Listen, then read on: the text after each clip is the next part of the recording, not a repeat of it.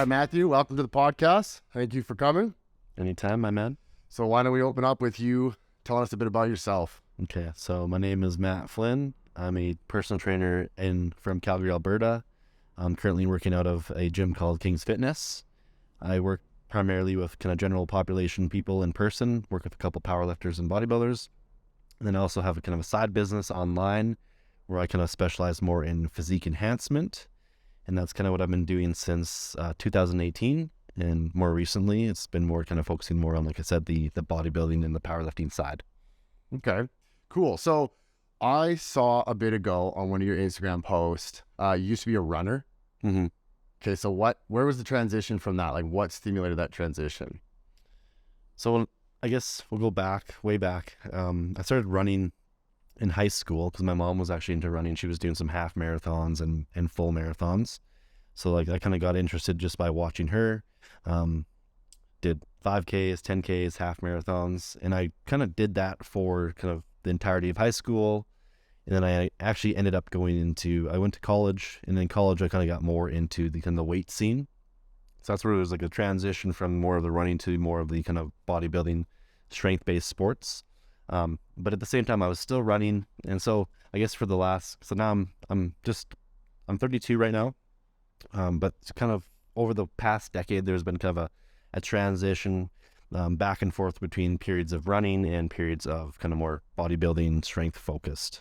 So it's like, it would take me a long time to like cover everything in terms of where was the transition. There's many transitions, but I would say that the biggest transition was in 2018 when I went from ultra running. So I was doing 80-mile races, 125 kilometer mountain races, to putting a bigger focus on more of the bodybuilding and strength based things related to fitness. So Okay, so what was it about running that you were so attracted to? So the running, I was naturally kind of a little bit more, my body was better shaped for kind of the endurance-based sports. I was longer, I was lengthier, I just naturally had a good kind of endurance base, and like I had a strong mind, strong work ethic, so this kind of just made it easier to kind of stick with that. So that's kind of my answer for that. So would you say the same thought process is what led you into bodybuilding then? Yes, because I did have some success with the bodybuilding prior to that as well, like putting on muscle. Like there was periods of time in my kind of my fitness journey where I devoted a couple of years at a time to like really focusing on put on mass, and I was quite successful. And I think that was just similar in that I had a good work ethic. I kind of just did the basics, and I was very consistent with everything. And I was like, just naturally, I was really good at eating food. And as you know, like becoming bigger is like largely just how much food can you eat. So yeah, if anybody's seen what Matthew eats, it's look, wait a minute. I thought I ate a lot of food. So essentially then what was the attraction to bodybuilding? Because obviously not a lot of people, anyone in the industry knows, but maybe not the general population, but there's a lot of effort that goes into bodybuilding, like not to mention, as you say, the food you have to eat, the workouts you have to complete, the stress you place your body under. So what was it about that made you want to compete in bodybuilding? I guess the biggest thing in like 2018, I was kind of doing the ultra running. I was a lot slimmer. I was like 170 pounds. And I found that it was like a lot harder to get clients being kind of smaller, because most people coming to you as a trainer or looking at you as a trainer, they want to see that you've done things that they want to achieve, whether that be build muscle, lose fat. So in my mind, it was like, hey, I want to kind of do a 180 here or a 360 here and just like really build some muscle, like have a bigger physique so that people would actually kind of respect me a little bit more and be more likely to kind of sign up with me. And then like in my earlier years, I was always interested kind of in like the bodybuilding side of things. I read all the magazines and looked up to Arnold and many others in the industry. And like, that was something that I always wanted to do. I just didn't really act on it. So that was kind of the biggest reason why I kind of was geared towards the bodybuilding side. Okay. So when you got into that and that you realized this is something you wanted to do, what were you aspiring to be? Like, what kind of vision did you have set? Were you looking to like win a show? Were you looking to resemble someone's physique? Or was it mainly just having that physique to attract more clients? So when I first got into it, I remember my coach, I was working with a bodybuilding coach at the time, and he sent me an email. He's like asking me like, can you send me a bodybuilder that you look up to, that you one day want to look up to or want to look like? And like, at the time I didn't have a whole lot of knowledge around bodybuilding. I didn't really understand that sport that well. I didn't know who was involved. So like, to be honest, not really. Didn't really have any vision in mind. It was just like, I wanted to see where I could take things, and like, I had no expectations in terms of how well I would do at a show. Once I did decide to compete, it was just like, I'm just gonna put my foot in front of, just kind of do my best every single day, check the boxes, and then just see where that kind of takes me. Okay. And you recently placed first, correct? Kind of. Okay, let's do this. Well, there's different categories within bodybuilding. Okay. So there's like the true novice categories, which I ended up winning first in. So it's the true novice. So it's the first time competitors, and there's 16 of us, which I ended up placing first in, which was awesome. But then there's another category, just the open class, which for my height division and weight division, I ended up placing third in. Okay. So in order to kind of, to win a show, you need to win your class, and then you get compared in an overall. Okay. So I didn't make it to the overalls, but like, still, for my first showing, I was very happy with kind of the results. A lot of people were like impressed by my ability to get lean, or my conditioning, but there's still just missing size. Just being a little bit of a taller guy, to see more muscle to fill out my frame. Okay. Yeah. Okay. So during that prep and that entire experience of stepping on stage and doing what you did, what was the least favorable part of that? Can you say that again? Is it during the process or on the actual? So let's say the whole process, Yeah. between the prep and between stepping on stage, what was the least favorable moment or part of it? So like, looking back on it, it was just the thing that I kind of regret the most, or the thing that I didn't like the most about it, was just like how I felt mentally, just being in like that low calorie state, using particular anabolic steroids. Like, my mental state wasn't the best. So everything else wasn't too bad, in terms of the diets and the cardio and the training. Like, those are things that I've been doing for forever. That wasn't an issue at all. It was just like how I felt, and then essentially how like the people around me felt because of what I was doing. Okay. So what was that mood then? What was that mental aspect? It was just very, just a feeling of constant irritation, just a little bit more fiery, you could say. So normally I'm a pretty calm and cool, collected guy, but there was times where like someone would say something to me where I would normally just kind of brush it off. But being on prep, I would kind of respond a little bit more angrily, or seem a little bit more frustrated. Or if people would ask me questions, I would maybe seem a little bit annoyed.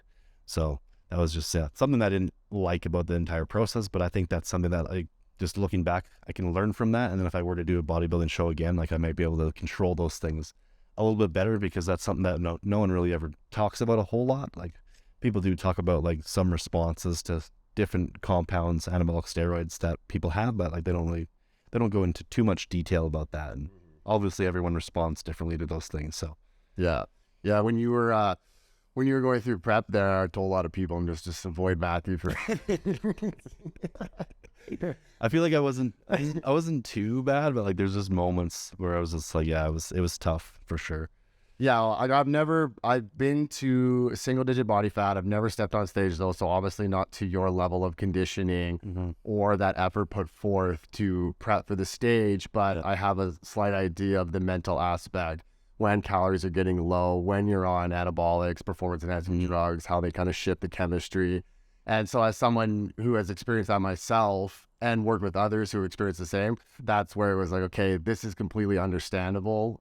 These behaviors, when you have individuals that don't have that education or don't have that experience, they don't know how to take that, right? They don't understand why a person is being this way.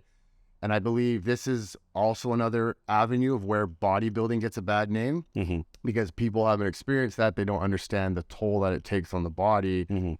Not that I'm justifying poor behaviors, but there's an explanation to why someone acts the way they do. Yeah, they're not just being a dick just for the sake of being a dick. Yeah. There's usually some underlying reason. But yeah, I don't think people should try to take it personally. And that's, like you said, you were telling people, like, just like, leave them alone. Yeah, exactly, right? So what was the best thing then? What was the most favorable part of that? the most favorable part was just like kind of getting through the process, because I had some doubts about the entire process just because of some health issues that I was experiencing with prior to actually doing the prep, and actually like getting on stage and like showcasing all the hard work that I put in. Like it was just very, very gratifying, just like a big dopamine hit, just being on stage and actually doing well. So I was like very happy with that. Okay, so what's the outcome afterwards? So winning first place in that division, and so you mentioned you now have eligibility for a pro show. Yeah, so it's a pro qualifier. So there's like 3 levels to it. So actually, I could be wrong on this because it's been a little while since I've looked into it. But yeah, so I do qualify for I qualify for a pro qualifier. So that means if I were to win that overall of that show, then I would become a professional bodybuilder. So if you place top 3 in your class, then you have the ability to go to a pro qualifier show. And so is this what you're aspiring to do? As of right now, no, but I still have to kind of consider the pros and cons, because there's a lot of, as you know, you mentioned, like just a lot of work that goes into it, and it's just from a kind of a business perspective and a health perspective. There's just a lot of things that you need to consider. Like I would love to be able to do this. I wish I was maybe a little bit younger, and my priorities were a little bit different. Then 100% I would be chasing it. But like, and being 32 now, it's like, is it worth it? So it's just like, right now I'm just kind of still working towards it, still putting time into bodybuilding, but just not as much time as I was before. So okay, so right now, what would you say you're training for then? Is it muscle mass? Because you mentioned some guy with your height needs more muscle mass. We definitely just trying to put on more mass as of right now. Still being on the kind of lower anabolics, the process is just a little bit slower, but yeah, still the mindset is like, hey, how can we put on more muscle over the next couple of years? And then in a couple of years time, probably by 2024, I'll decide if I want to do another show again. Okay. So yeah, that's kind of where I'm at with the whole bodybuilding thing right now. Okay. So like that, it's such a crazy world to be involved in, because like, as you mentioned, you need to put on more mass. It's like you're about to break that chair, right? Like it's just one of those situations. But I can't remember who I was listening to, but people want to see that. Mm-hmm. And people want to see these big mass monsters now and everything. Like for, you know more than I would, but like for the open division and everything. Mm-hmm. I mean, I do, like when you go and look, you try to see all these guys as big as they can get. Mm-hmm. But you mentioned health, right? Mm-hmm. So that brings us, let's talk about the anabolics then. Like, what's a little bit of your history with that? Like, what kind of got you into that? Was it one of those things that you're like, okay, I need to run anabolics if I ever want to compete? Mm-hmm. Or was there some sort of driver elsewhere? So let me think about that. So I did my first kind of anabolic steroid cycle at the age of, I believe it was like 22 or 23. And prior to that, I didn't like have any knowledge about steroids. I just assumed everyone was natural. I didn't even know like that drugs were a thing. So I saw people at the gym. I'm like, I couldn't really understand like why they were so massive essentially. And like I was putting in just as much work as them and all those things. So that was kind of my first experience to anabolics, and it was just like the typical 500 milligrams of testosterone for 12 weeks. What I found, going into that cycle, I thought I was very knowledgeable on the subject because I spent a lot of time reading on forums, but I quickly realized that when I started my cycle that I wasn't ready to handle the things that I ended up experiencing. So it was like high blood pressure, acne, those the 2 big things. But after that experience, I stopped completely, and I didn't start using them again until I was like 20, 28, 29, somewhere around there. And I realized that in order to look like a bodybuilder, like the people that I was aspiring to look like, they were all using drugs. So I just naturally kind of logically thought to myself, I need to use drugs to look like them. I was being realistic with myself, because I feel like a lot of people, they might see someone on Instagram, they think that they can achieve that look naturally, but at the same, like, it's not possible, because that person is using, they're on hormones that put them at an unnatural level of androgen. So, well, it's possible if you follow the 9 ancestral tenets.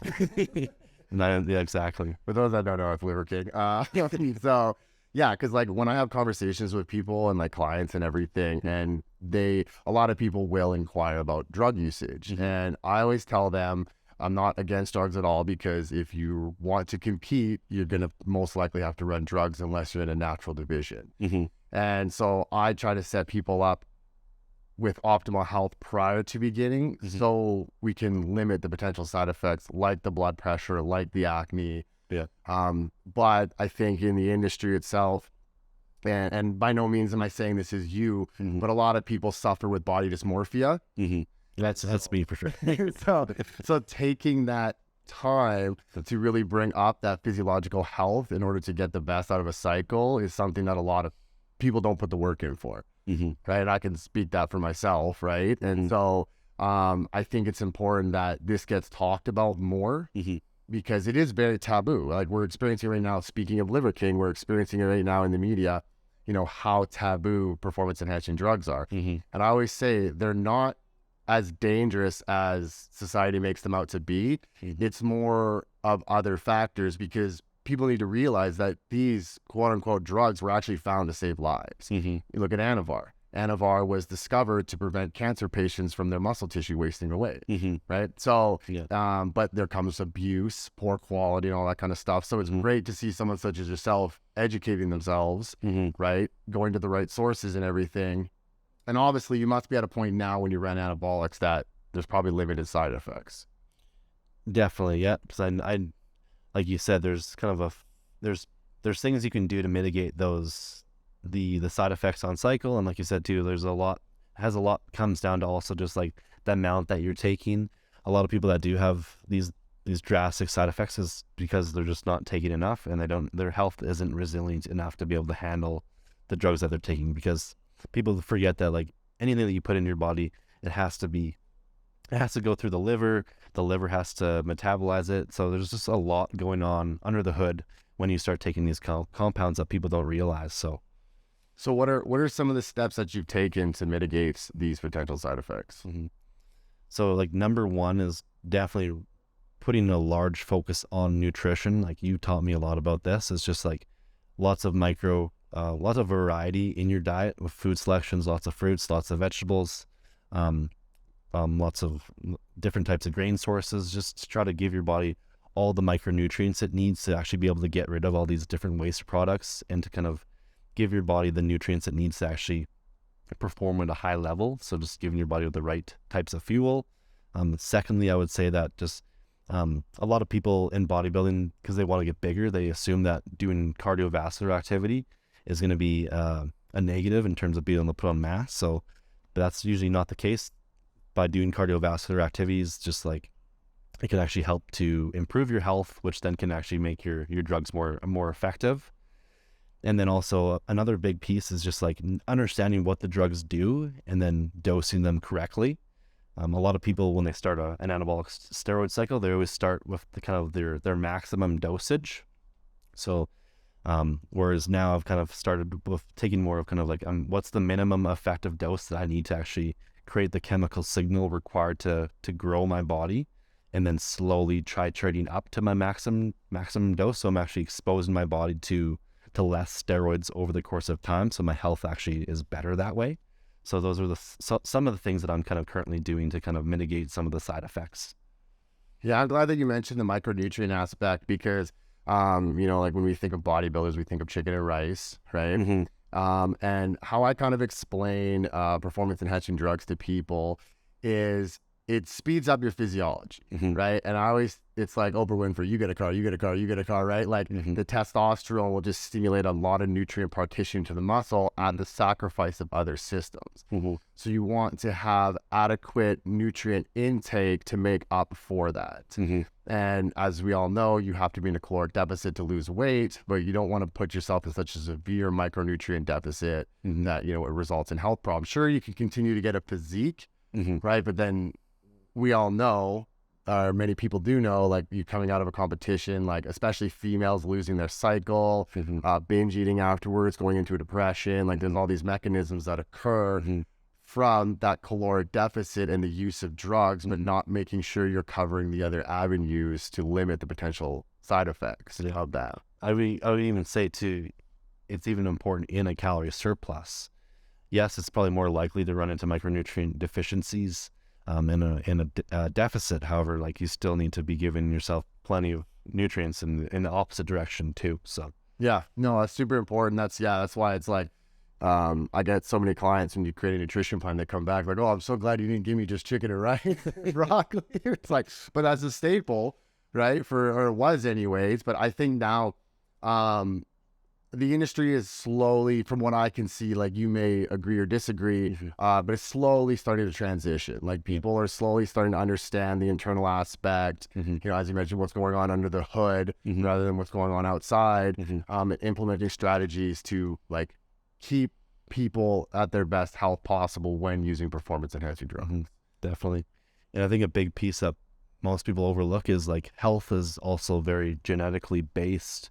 So there's a lot of people that they look up to other maybe professional bodybuilders and they see them eating chicken and rice and broccoli, but their health genetically wise may be a lot less favorable. So like they're going to need to, they can't just get away with the chicken, broccoli and rice diet. They need to have those micronutrients because like their body's at a disadvantage from the beginning. So they can't actually process the drugs as well. So that was a big thing for me, is just like, yeah, my body, I think, the response to the drugs, I have a lot greater kind of negative health burden. So I just need to be like really on top of that if I want to feel good on cycle. Cause there was definitely the first couple of years of being on cycle. Yeah, I might've looked good, but I felt like garbage all the time. Like just from a digestive perspective, the bloating, the gas, the skin, like there's just a lot of issues that, yeah, people can experience because of the lack of the nutrients that they're not getting. Yeah. And that's another thing too that you mentioned there. Like we see these people and like we see them stepping on stage and like looking in the condition that you're in, and we some of us look at this as like, okay, this is like the epitome of health, but we don't know what's going on behind the curtain, right? And some of those people are like the least healthiest individuals that you could come across, but that's because of the constant stress they're putting their body under, and as mentioned, not even in like the off season, as you'll call it, are getting adequate micronutrient intake. So on top of micronutrient intake, what are some other steps that you've taken to help mitigate the potential side effects? Well, I did mention kind of the cardiovascular activity, right? So that's a big one, because I used to be the same way. I used to be like, no, I don't do cardio when you're trying to bulk. It's just like sitting all the time. Yeah. Sleeping as much as possible. And there's research showing that you're not going to lose gains from doing cardio. As long excessive. Yeah, also you're doing like marathon based training and you're just running all the time. Yeah, obviously you'll just put yourself in a calorie deficit. So yeah, exactly. So what about like supplements or something along the lines of that? So definitely supplements, but like you like to state as well, as like, let's try to cover the bases as much as we can with food. And likely everyone's probably still going to have some sort of deficiencies. So that's where we start to bring in the supplementation. I think for bodybuilders in particular, liver seems to be something that becomes really stressed because it has to process all the drugs. So this is where things like the vitamin, the B12, the B complex supplement I found to be really beneficial. The creatine, I know you've talked about how that's kind of involved in reducing some of the burden on the methylation cycle. I like to make sure that I'm getting adequate choline. Another compound that I've been recently using with success has been the phosphatidyl choline as well. And then also just other compounds like magnesium, taurine, just more calming based supplements, because I find when I do take anabolics, my fight or flight system tends to be elevated. So just trying to bring things back down so that my body can actually recover. If I'm always kind of in that fight or flight state, then it's like it's hard for the body to kind of get to do the things that it needs to do to be healthy. So that's where also the cardiovascular training comes in, like including lots of kind of lower intensity base work is also good for kind of promoting that rest and digest system, the parasympathetic system. So like blending the cardio with the supplements, I think those are like two big pieces for me. Again, like everyone is different. Everyone's going to have different needs, but anything that kind of supports the liver. You could also talk about the kidney, Typically with higher body weights, higher food consumption, anabolics, people tend to have their blood pressure run a little bit higher. So something like an astragalus root can like help to kind of mitigate some of the damage to the kidneys from the higher blood pressure. And then like your basics, your magnesium, your omega-3, in some cases, like just even including like a basic multivitamin, just to make sure that you're addressing some of the kind of lesser known vitamins and minerals that we don't have access to in some of our foods these days. So that's kind of what comes to mind right now. Yeah, and I like that you said methylation. It's a really complex, unspoken about topic. Mm-hmm. And for those that don't know, when he's talking about liver health and methylation, your body requires a lot of methylation to get rid of the bad substrate. Mm-hmm. And that's why supporting methylation improves the liver health and limits the side effects with things like performance enhancing drugs. Mm-hmm. And that's like, because we all know nobody likes to spend a fortune on supplements and whatnot. But I always feel like if you want to live your longest, best life and you're choosing to use performance enhancing drugs, that supplements are or should be a staple in someone's regime, Mm-hmm. just to protect themselves, right? And ones that I like too, when you're talking about testosterone use, I like ubiquinol, which is the most bioavailable form of coenzyme Q10. Mm-hmm. Also, when we talk about the enlargement of the heart and like the heart ventricles and everything, Arjuna extract is a good one that research has shown to really limit or prevent that in some cases. Mm-hmm. So those I find are two important ones that bodybuilders should be using. Ubiquinol, then, is that for heart health then specifically, or is it like full body? So you could look at it as heart because there's high levels of it in the heart, but it is whole body because it's gonna promote better mitochondrial efficiency, is what it's gonna do. And for those that know, mitochondria, powerhouse of the cell, like whatever, good. Anytime your mitochondria is at its best, that's the healthiest you're going to be, right? And so like when we talk about like age-related diseases, for example, it's just wear and tear on that mitochondria and not supporting that regenesis of the mitochondria. But with that being said, you could put the fanciest, highest quality engine oil in your car and it's still going to wear and tear after thousands of miles, right? So, but we can take these steps to just prolong our life at a better quality. Because like I know my own experience in using performance enhancing drugs, that was, when you look at people who give them a bad name, that I was that guy, right? And it was just addictive tendencies. And yeah, like you mentioned, the blood pressures, like my face was always red. And then like someone would say something that they were like trying to embarrass me, so my face would get redder. And they'd be like, "Oh, he's blushing," and it pissed me off, so it'd get even more red. And I was wearing a red shirt at the time. It was horrible. I hated it so much. Yeah. But also too, like I couldn't do cardio half the time because like my shins would be in so much pain and the pumps. Yeah, and I was a mess, right? And this is why, like, one of the reasons why I'm so passionate about helping people is because like I've put myself through these very stupid scenarios, but was able to overcome them and get back to what feels like optimal health and continue to work towards that because like you can have, I personally don't like using the words or like implying everlasting damage or whatever, but you can do a number on yourself for a very long time. And it could take quite a bit of time to reverse things. Like you mentioned gut health. Like if you let that get bad enough, it could take months and months to correct. Right? So having that, I think as a bodybuilder and someone who is trained for a while, such as yourself, you're more in tune with your body. So you can tell when things are going south. Because you have a lot of people like, we were just talking about GI maps prior to starting this, and you'll have people that come back with a really bad GI map, like, well, I feel fine. You're just so complacent and unaware of what's going on with your body that you feel fine, right? But then when you have someone as a bodybuilder or someone such as myself who you could probably label as a hypochondriac, right? Like the slightest inconvenience sets you off and you start to panic, which can be both a pro and a con. Because a pro is then okay, well, I have to take the necessary steps to rid myself of this health complication or manage it. But the con is you could exacerbate that health complication by being so worried about it. So it's like that fine line trying to figure out, how do you assess this and how do you go about correcting this without losing your mind? Yeah. When you're so in tune. And it's like what I've come to realize is, for me, it's like you can't push the gas pedal all the time. There has to be cycles where like you're trying to put on mass, times where you're maintaining. If you just push the gas pedal hard all the time, that's where you're gonna start to run into these issues that become chronic and they take a lot longer to rebound from. So rather than kind of letting these things happen, you can kind of like adjust your training, adjust your nutrition, so you can kind of almost avoid these things. And the more experience you become with training, the more you train, the better you'll become at kind of auto-regulating your training. So I feel like a lot of people, they just push the gas too hard, and that leads to burnout, health issues, and then just end up giving up altogether. But like the reality is, for most of us, there has to be cycles and phases of training, or else we're gonna kind of just, our bodies they'll decide that we have to finish rather than us being able to decide that we're done. So you're saying I can't run 5 grams of testosterone?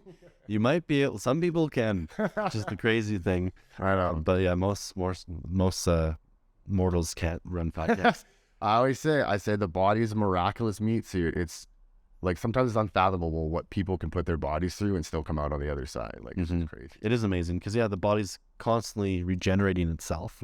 So like, yeah, if you put yourself into this horrible state for an extended period of time, you suffer the consequences. But if you change the environment, those cells will regenerate in this healthier state. So something to be aware of. Like a lot of people, I think there's been a lot of people say that the kidneys are unable to kind of recuperate after damage, but there's been lots of case studies in the research that shows that like even the kidneys are able to regenerate if you give it the proper environment to do so. So yeah, obviously not as resilient as the liver. However, like the body is very resilient. You can give it a shit kicking and it will bounce back. Yeah.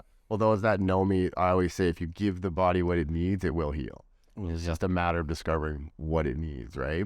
So do you work with a lot of individuals that use anabolics?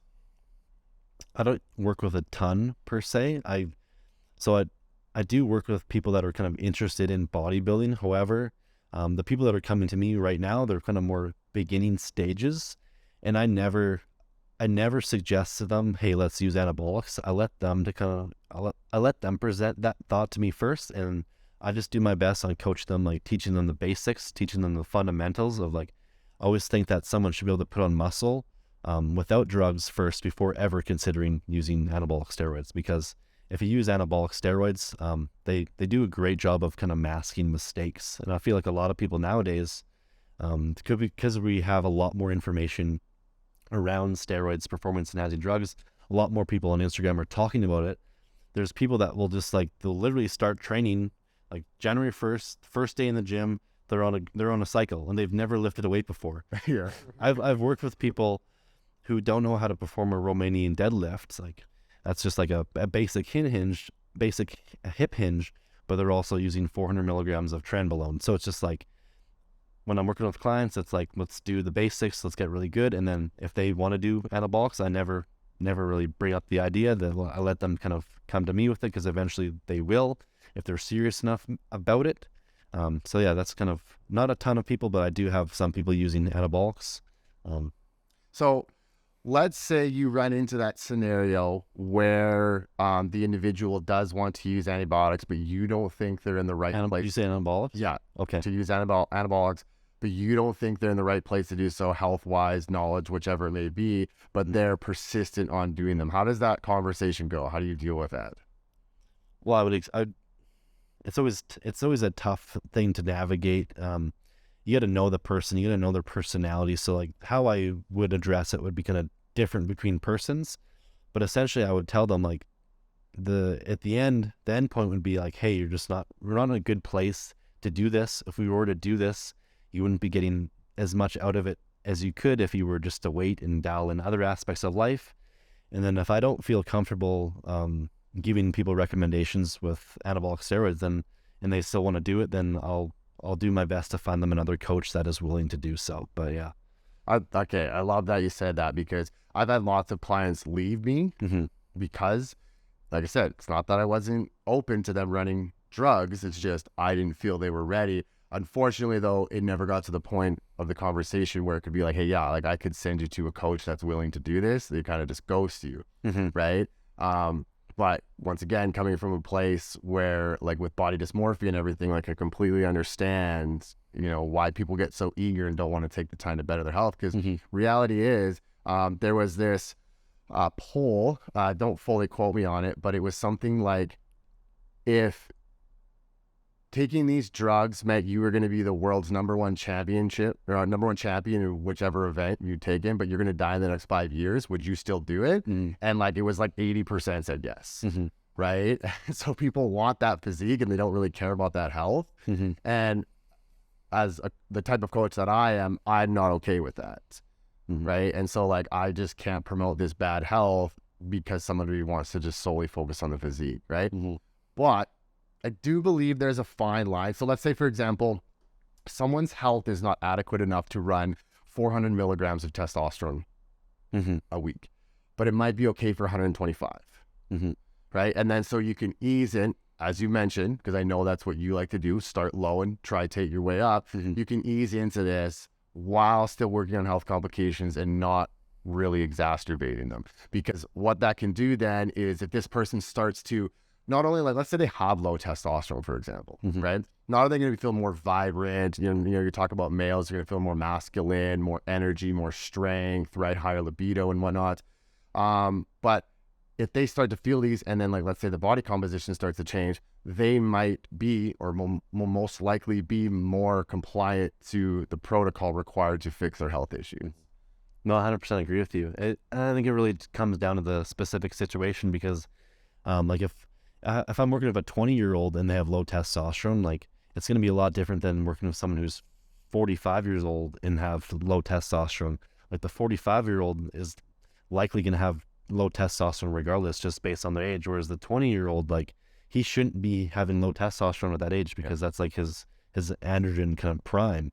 So I agree with you. Like, if you had a 20-year-old though, and you prescribed him 125 milligrams of testosterone, it's like, you're just replacing what he probably naturally would have already produced. So, like, I would do my best to explain it to him, like, hey, there's a high chance that we just need to dial in a couple things lifestyle wise, and we could get you that same amount of testosterone naturally than we could with exogenous supplementation. But that 45-year-old, the older person who just has like a high stress lifestyle, maybe has like a lot of family demands, they're not able to put as much time and effort into kind of the health aspect. Yeah, definitely, I would definitely be on board with maybe just starting off that therapeutic replacement dose and, like, going from there.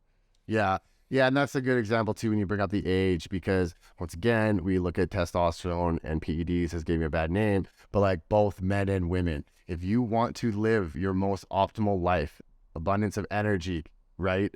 Bone health, muscle health, hormone, you name it, you're going to have to go on hormone replacement therapy. Like, you're going to have to, like, you look at women in menopause, you simply just make extremely limited amounts of things like estrogen and progesterone now, which are going to affect body composition, which are going to affect your sleep, which are going to affect your mood, right? Painful sex, that's a big complaint that I get from a lot of women in menopause. You're going to need this HRT, right? But the problem is, if you take the time and you do your research on Google, this is what I've personally discovered, because I'll act like that and I'll go research so I know what my clients are seeing when it comes up. You're going to see nothing but, like, cancer, right? Especially women with HRT. And this goes back to, like, why I was asking you, you know, about what steps you take, like supplements and everything, because if you look at the major causes of, we'll say, diseases, like, yes, high levels of testosterone can increase proliferation of, like, cancer cells, cause them to grow more, but it's usually about detox pathways. So you look at females running hormone replacement therapy, they're not really detoxifying their estrogen properly.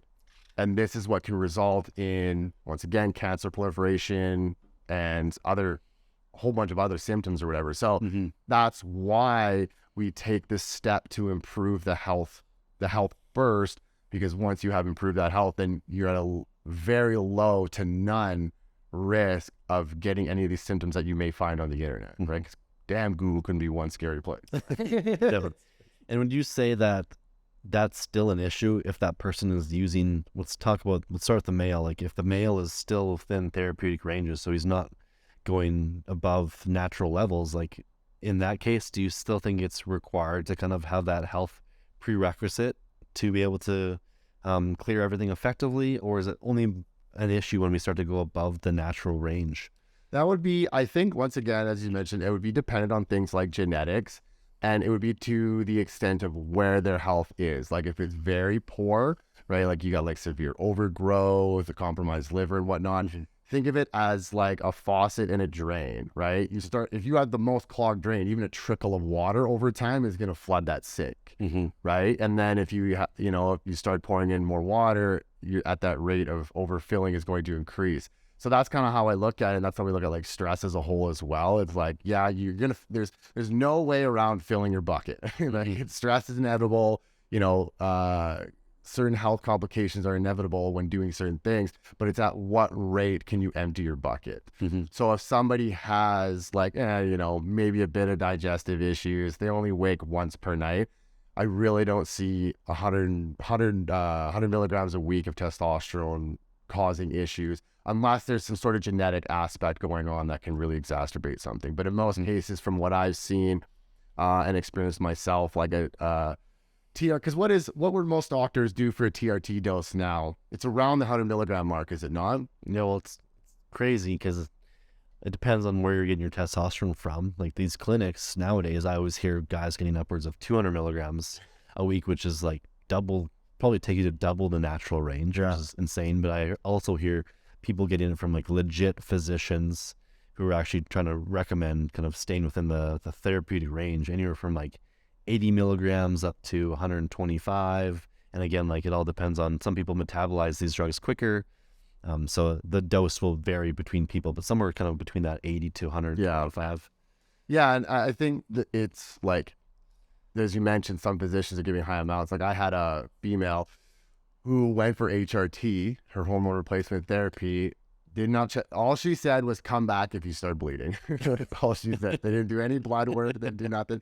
So we had no idea what her levels were prior, because that's a big mistake a lot of people make. I'm guilty as well, not checking your levels prior, right? Because then you could come back, you could check your levels, it's obvious if you're going for just what you should be normally, as you mentioned, like a 20-year-old male, for example, putting you at least 500 nanograms per deciliter or something like that. But if you're looking to compete, you want to see where that's at. You need something to compare to. And I think that's where physicians really drop the ball, is they just try to base stuff off of symptoms, or maybe not at all, because they don't ever say, hey, come back. Come back if you bleed. Not in a month, 2 months, to make sure everything is fine, right? Yeah. And I'm not saying all physicians are like that. No, definitely not. You do find that out there. And yeah, I'm not sure why they're necessarily like that. But another important point to notice too, like getting that initial baseline blood work, especially if you're a male, like you might naturally, some people just run on lower total testosterone. They might have like a 300, 400 nanogram per deciliter testosterone reading. So having that knowledge, and then if you are to take exogenous testosterone, you going from 300 to 400 all the way up to 2,000 is going to be different than the person started at 1,000 going up to 2,000. Yeah. Like, so just keeping in mind of that. That's another reason why it's always good to have the baseline. Yeah, exactly. Because same for females. Yeah, like not everyone's gonna have the same. And another big important thing too, because that I read into, is going back to like the body dysmorphia and the desperation. Women will have hormonal issues, right? They're not having a period. They have acne. They got water retention and bloat, and then they go on Anavar because they can't lose weight. And then that pushes their androgens even further, and you can like easily give yourself polycystic ovarian syndrome, for example, right? So that's why you'd always want to test your levels prior. But with that being said, I think you should just do something about the hormonal issues and everything first without testing. But which is hard in Canada if you don't have a good physician, because some of them are really reluctant to test those markers. They just say you don't need them because like they're basing things off of symptoms, like you said, and it costs money to the healthcare system, so they won't always run them. So, and our labs don't provide. So like a few people are familiar that I'm a Dutch test provider, right? You won't be able to see where your estrogen is going through blood work. You can only check your level, so you can't tell if what pathway you're sending it down. So for those that don't know, you have specific, we'll call them drains. And these drains, there's like a healthy one, and then there's less healthier ones that can lead to, health complications. You can't test that via blood work. And a lot of physicians don't know, like you bring up a Dutch test, like what? Like what the hell's a Dutch test? Or they'll just shit on it because they don't understand. Yeah, exactly. Yeah. Right. We fear things that we don't understand. Right. And so I think that's important to, if you're going to seek out this avenue of running performance enhancing drugs or even HRT, just make sure you have a physician that truly cares. Right. And so, for example, like this female that where the doctor was like, come back if you bleed, she found another physician who turns out to be great. It's awesome. Like she's getting blood work whenever requested, and exactly the types that we're looking for and everything. So it's been much better for her and safer for her. Right? Yeah, it's important to definitely shop around for a doctor that you can trust and who's actually giving you the support that you need. Because a lot of people, I feel like they feel like they like owe it to their physician to stay with them, but it's like you don't owe them anything. Like they're your client, right? So, well, and I think too, we look at, as soon as you see the letters D and R in front of someone's name, they're an authority figure, right? And we automatically succumb to them. It's the same thing like when you walk into a Good Life gym and they have a red shirt on. This guy could be a moron and, but we automatically think that this person knows what they're doing because they have this shirt on, which is a sign of authority, right? And so I know that's a big thing with doctors. And so, because I've had my, shall I say, battles with doctors and with clients and their doctors over the years, because, a good example was this person had like an extreme dairy intolerance, but the doctor was pushing to be like, hey, you need to have dairy because you're low in calcium. And at this point in time, we have enough research to say that calcium's definitely not, or dairy, is definitely not the best source of calcium. But as someone that was in my position at that time, trying to educate this individual that, hey, look, you can get this from other sources. I'm not a doctor. Yeah. So I didn't have that authority. And so then this individual was using dairy and instead of running into more health complications. Right? And so I think, yeah, you want to find someone who is very open-minded, but also taking the time to educate themselves and doing their due diligence and monitoring you when you're running these things. Definitely. Yeah, that's how you make them safe. And two, like, you're not saying dairy is bad. No. Like, you have nothing against dairy. It's just a matter of like, right now, for that person, the dairy isn't something that they should be consuming. Yeah. So yeah, we have to get you. So like a little slightly off topic is I always try to promote no demonization of foods, right? Unless it's like, Oreos sprinkled in crack, but like, like try not to demonize foods. Hell, even Oreos, right? You set your body up to be able to tolerate, manage those things or utilize them at a better efficacy compared to when you're in an ill state, right? So like we look at dairy, there's tons of research out there that dairy is anti-inflammatory. That, you look at yogurt and whatnot for probiotics, for example, and everything. You just have to be in a state for that to actually benefit you.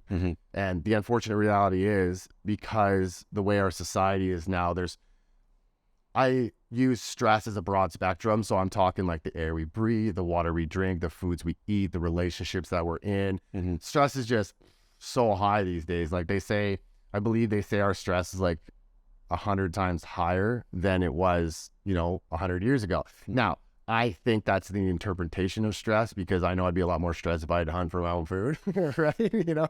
I wonder if though, like, because like if you're growing up on like your fathers and your grandfathers like taught you how to hunt, like maybe that would be something that like would come easy to you. But I get what you're saying. Yeah, and so just this stress is wreaking havoc on our bodies and making us not able to tolerate dairy, gluten, and this is why everything gets a bad name, right? And it's like, I think you and I have had this conversation before. It was two like big Instagram influencers. One's a doctor, and they were both just dissing like steel cut oats or something in the morning because it spikes blood sugar or something. And like, so what's gonna happen now is like, let's say somebody's following these individuals and they're gonna be like, oh my God, I can't have my steel cut oats with my chocolate protein powder and blueberries or whichever they really enjoy every morning. Now you just stress this individual out and took hope out of their life. And now they're going to be frustrated trying to find something else that they can enjoy for breakfast, when we could just decrease inflammation, improve muscle mass, right? Just these insulin sensitivity,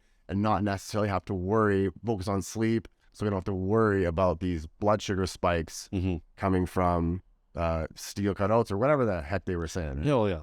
as you know, like just blood sugar spikes are just like normal, and the body has mechanisms in place to regulate it. Like there's absolutely nothing wrong with blood sugar spikes. Yeah, right. And it's like, it's just one of those things where I think we need to educate people better on that aspect. But that's the hard stuff to educate people on, right? Or the non-sexy stuff, especially when you're talking in the bodybuilding realm, right? So somebody's like, I want to put on 10 pounds of muscle. What drug should I run? I'm like, well, how often do you sleep? Or how much do you sleep? What is your quality of sleep, right? You know, where's your stress levels at? How's your digestion? How much testosterone is that?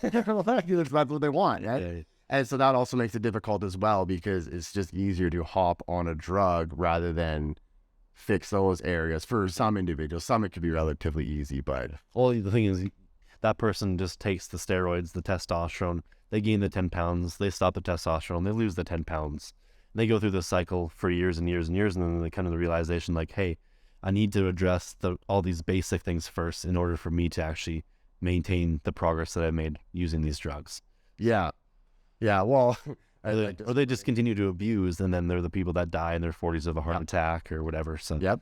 Well, and I had a coach one time, like I was on testosterone and I wasn't sleeping at all. He's like, you don't need to be sleeping, you're on testosterone, right? And so, your own trend. yeah, all right. So that brings me though, what kind of coaches have you worked with that like promote the drug usage versus safety? Like, have you worked with those coaches? I've been very fortunate so with myself, I always kind of pick out coaches that I kind of agree with on the kind of philosophy kind of based level. So I've never really had that issue in terms of like someone trying to push drugs on me and like putting health at an expense of kind of performance or a physique based goal. So I've been very fortunate in that regard. Okay. Yeah.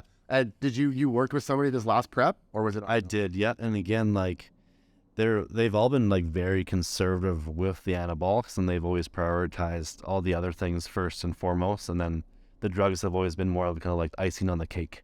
Yeah. Okay. And that's not to say that you don't, like, I just use 100 milligrams of testosterone for my entire prep. Like, no, that's not the case. I used over a gram for my bodybuilding prep, but that again, everything, all the other things were kind of the foundation, and then like I said, everything, the drugs were kind of the icing on top of the cake. Yeah, if you look at it as like, you can look at that pyramid, we call it, right? And we try to place supplementation drugs afterwards instead of masking these issues. What would you say was where were you at coming into the prep? Were you running lower dose, and like, where was your health at? And how do you think that affected you coming into that? So definitely going into a prep, like, you know all these things already, but I'll talk about it. Like going into a prep, throughout the entire process, fatigue is going to build, stress is going to build because you're taking on food, you're doing more cardio, you're doing more training, like just stress accumulates. So going into a prep, you want to be as healthy as possible. So healthy as possible means like fresh from like kind of a training perspective. Like, do my connective tissues feel good? Was my training volume sufficient enough so that I'm actually recovering from my workouts? I want to make sure that I'm not in the kind of an overtrained state, or my calories in a kind of reasonably high position so that I can actually pull calories down as the prep goes, rather than kind of starting at like a really low calorie amount and having to pull calories down even further. Again, drugs typically going into a prep, for me, it was like I started off I was on TRT dose, so that 125 milligrams, and then throughout the prep, we were increasing the drugs as calories were coming down, as my ability to recover was going down. So yeah, biggest thing going into a prep, you want to try to be as healthy as possible, because you'll be putting yourself through a very unhealthy kind of state and environment through that prep process. So what was the training like? The training, so it was actually, the training itself, it was actually very similar to something that I've kind of learned over the years. Is what you don't want to do during a prep. So when you're getting like shredded, you don't want to change the training style up too much. You want to kind of do the same things that brought you success before you started the prep. So things that built muscle, you want to continue to do those things throughout the entire prep process. as fatigue builds up, as calories start to drop, there's going to be times where you have to kind of pull back on things. You're going to have to reduce the total number of sets you're doing. You might have to change the rep range around a little bit just because you're not having as much glycogen stores, as much sugar on board for the training sessions. But yeah, generally speaking, the training didn't differ a whole lot from kind of off season to prep. It's like, let's try to maintain strength levels because strength is a good correlation to muscle mass. And we didn't want to try to just change things up to try to like create some sort of different physique. Okay. Were there days where you're just like, to hell with this, I don't want to do this? Mm-hmm. Definitely felt like that. There's moments when I was just so tired, it was like really hard just to like load up a barbell and like take the plates off the barbell. So like, you'd be like me and just leave them. just leave them, exactly. But no, that's the thing. You gotta realize that like the body's trying to do these things throughout the day, whether that's like making you try to sit, trying to make you stand less, trying to have you move less, just to maintain calories.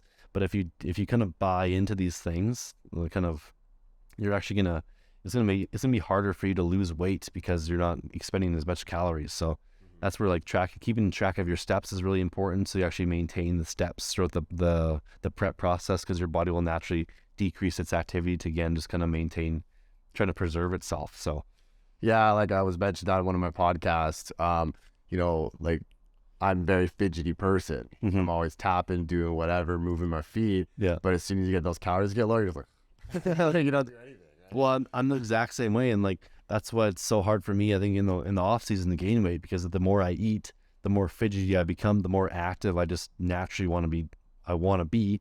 So as a result, I have to eat more and more and more food to gain weight. So the body has mechanisms in both ways to kind of maintain homeostasis. Yeah, so that is kind of the time where if you're trying to gain muscle, it's like, yeah, you can afford to be lazy. You can't afford to be lazy. Spectrum Yeah. there. Because that is what, like, because for example, let's say as a coach, you prescribe somebody a desired steps per day, but it's hard when you get down to a quarter of your calories that you've been eating in a surplus or something like that. Mm-hmm. To get your butt off the couch and actually do that. Mm-hmm. And so a lot of people like can plateau that way. And then what do? We try to drive calories down even further or add more cardio, because there's some sort of sensation that it's like, well, I'm not going to get up and go for a walk outside, but I'll get up and go on that treadmill because bodybuilding. You know what I mean? Which I think that can work for people. Like you might, for some people, like just having them do all their cardio on a machine, like is going to get them to that body fat level if they're not tracking for steps. But I think it's probably going to be better to have some sort of like balance between keeping track of your NEAT and then also including cardiovascular training. Yeah. So. And I think, and for those that don't know, NEAT is non-exercise activity thermogenesis. And so that's obviously what you're putting away from exercise. Yeah. That's exactly what I say to my clients too. Like when I have like on my nutrition plans, for example, I'll put if there's specified cardio, but I'll put like a daily step count, and I'll say, yeah, I prefer you getting outside. Like I know you're a big advocate of walking outside and everything. Obviously like minus 30, not a lot of people want to do that. So yeah, you can still obtain some steps using like a machine. I think the problem is when we think of cardio, we think of just sweating our butts off and not being able to breathe. And I have mentioned that, yes, the industry is changing, but I know like 10 years ago, that was like 60 minutes of cardio, 7 days of the week. And it has to be sweat dripping from you. And this is where individuals end up really, I don't say destroying their metabolism, because you don't essentially destroy it unless you get like a disease or something potentially. More of just adaptation. Yeah, right? The body's just trying to save itself, right? And it's not broken. It's actually just doing what it does. It's like everything you could think of. So even when we look at diabetes is a byproduct of your body saving itself, right? It's a little bit of hormonal combat, I call it, but it's your cells saying, yo, like, you can't take any more substrate in. Yeah. Fuel in. So stop. But then insulin's like, nah. Like, I beg to differ, right? So like it's still a mechanism of your body trying to save itself. And I don't think a lot of people understand that, right? A lot of people don't understand, like, they'll call this like starvation mode or whatever, which I believe there is some merit to that term. Not starvation mode like people think usually. Like you don't start storing more fat essentially, but you may not burn fat. Yeah. Right. And Where if you if you skip breakfast, like you're not going into starvation. Yeah. Right? And like where you may end up storing fat in this termed starvation mode is because your metabolism is adapted to a lower amount of calories. So what you used to eat before that was maintenance is now a surplus. Right? So it's not starvation mode. Your metabolism is adapted to lower amount of calories and you need to bring that back up now. Yeah, like you can be, because you've been dieting too, like you lose body fat, you lose muscle tissue, you lose actually bone tissue, like your body becomes smaller as a whole, like your organs get smaller, and like smaller organs, smaller brain, like just less energy to demand as a whole. So it just makes sense. Yeah, like fat loss, the active fat loss is not the healthiest thing, but the end result, not single digit body fat, but to a healthy body fat percentage, the end result is what's healthy. But you do have to place yourself under a certain amount of stress in order to achieve that body fat percentage, especially single digit. And so did you ever like test your body fat, or you just went by photos and stuff? It was all just photo based. Yeah. I'm not huge on like the testing for body fat composition. It's more like if I'm working with a competitor, it's like obviously the judges aren't going to care what your body fat percentage is. They're going to care about how you look. And if you're working with like a general population person who's not competing, again, it's like, yeah, we might use a metric to track things, but again, like, are you happy with how you look? Are you happy with how you feel in your clothing? Like, I think those are more important metrics than like just some number that a scale gives you. 100% too, because not to mention, like, especially because people will use, like, they'll go to a store and pick up one of those scales that registers body fat. Well, you could have lint on your feet from your socks that are going to change, right? And like some of them might be a little bit consistent, but here's what I put here, or here's what I say. So let's say you get one of those scales, and let's say it is accurate in terms of consistency. It's not going to be accurate of your actual body fat percentage, but let's say it's consistent day by day. Then you could use that measure, because I know some people want to see those numbers to help, improve that compliancy or that gratification of the program. But as for being, are you actually that body fat percentage? There's a huge debate up for that, right? And correct me if I'm wrong, anyone can, but I believe getting dunked in a tank is the only real way of like truly testing your body fat percentage. I think that's even been like, there's what's the term? There's negatives.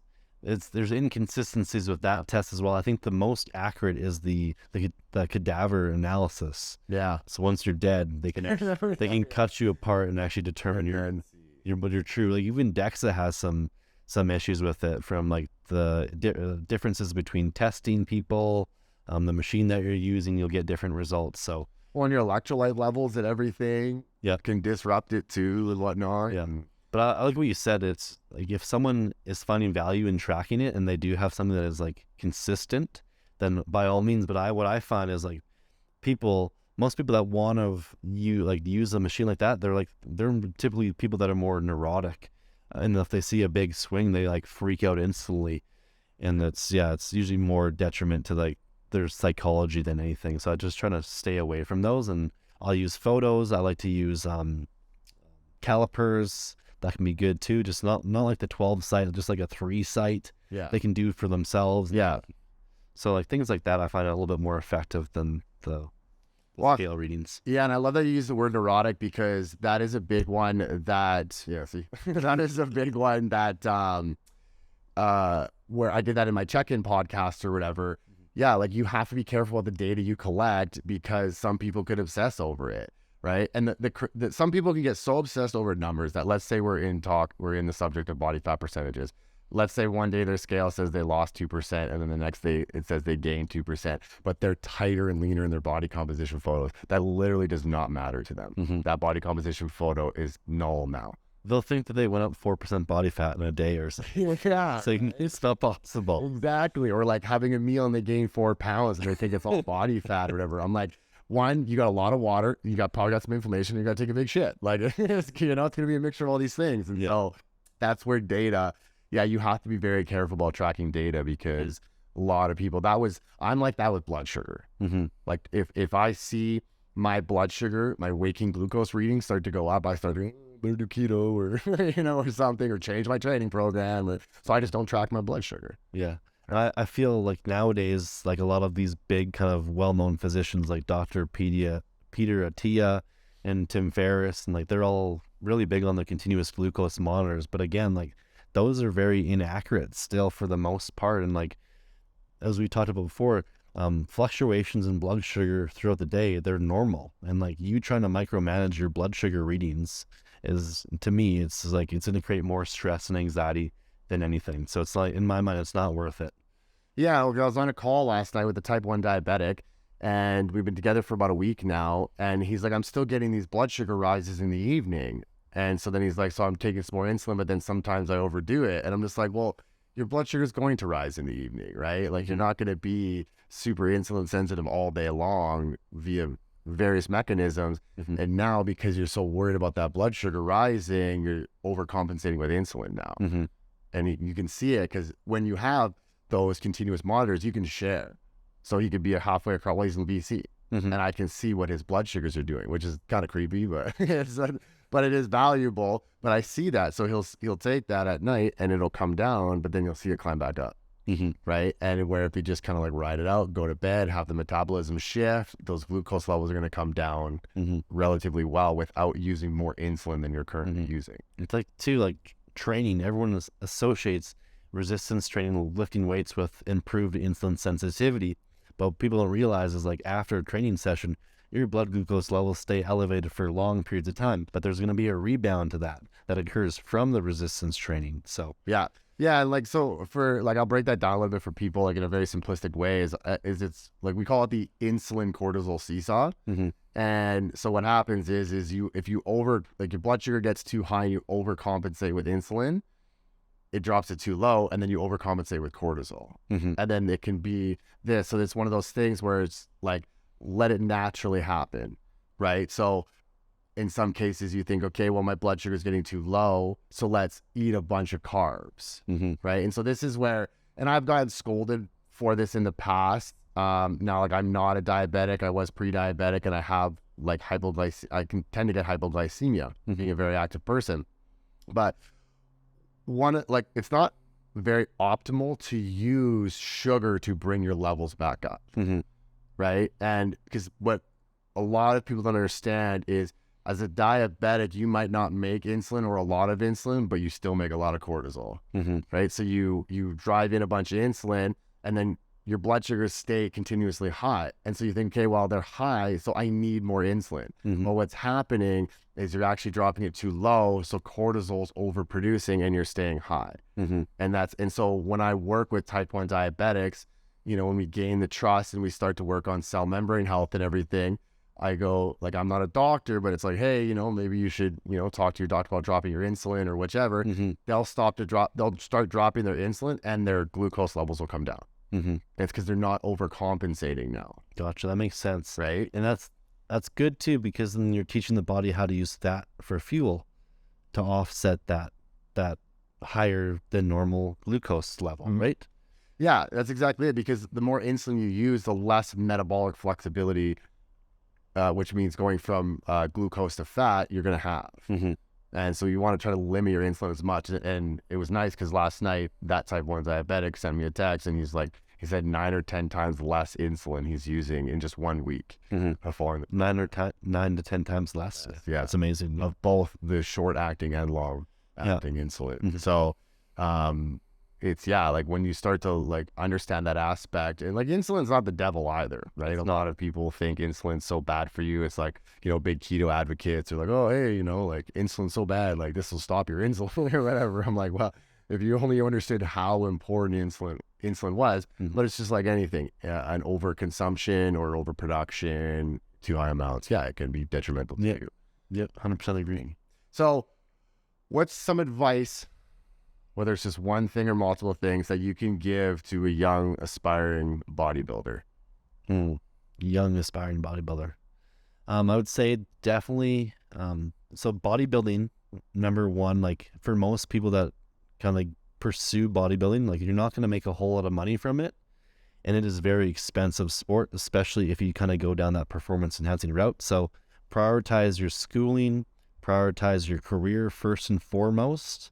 And then once you kind of establish yourself financially, then I think then you can make the choice of whether or not you want to kind of go down that enhanced route.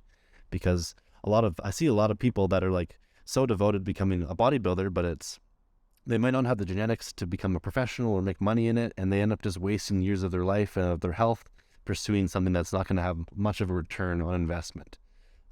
Secondly, I would say, like, make sure that you love lifting, love resistance training first and foremost as well, because in the day and age of Instagram, everyone sees all these people on Instagram that are jacked and strong and they want to be like them, but they don't realize that there's a lot of work that goes into looking like that or being like that. So it's the likelihood of you achieving those goals is going to be a lot less if you don't actually love that. Like, always do something that you love first and foremost. So that's like 2 pieces of advice I would give to the young and aspiring. One more thing is just don't rush the process. It's a very slow process. Building muscle, it takes years for most people. Not weeks, not months. No 8-week, 12-week transformations. It takes a lot of time. So don't rush the process. It comes a lot faster than you'll realize. So if you can take things slower, you'll be healthier and you'll probably make better results as a result of not pushing the gas too hard, too consistently. So Yeah, patience is definitely a virtue. patience, yeah, it's so hard. I've been there. You've probably been there where you just want things now, but Yeah. the more you do it, you'll realize, like, if I go too fast, I just end up taking more steps back. So Yeah. Okay. Awesome. Well, thank you so much for coming on here, Matthew. I greatly appreciate it. I love learning from you, man. I love interacting with you. Glad I met you. So tell everybody, where can we find you? So I have my Instagram is at Flynn_physique_enhancement. That's on Instagram. And to be honest, like, that's the best place to reach me. So just, if you guys have any questions about anything, if you're interested in coaching, just feel free to send me a DM and I'd be happy to talk to you. You also have your own podcast, right? I do, but I don't. I haven't recorded an episode in a long time, but yeah, we can talk about that later. But yeah, I do. If you go to my Instagram page, you can find the links for my podcast and all the episodes I've done in the past. I had Curtis on, really good episode for people that are kind of interested in performance enhancing drugs and preserving health. So yeah, I appreciate you having me on, and I feel the same way about you. So yeah, thanks for having me over.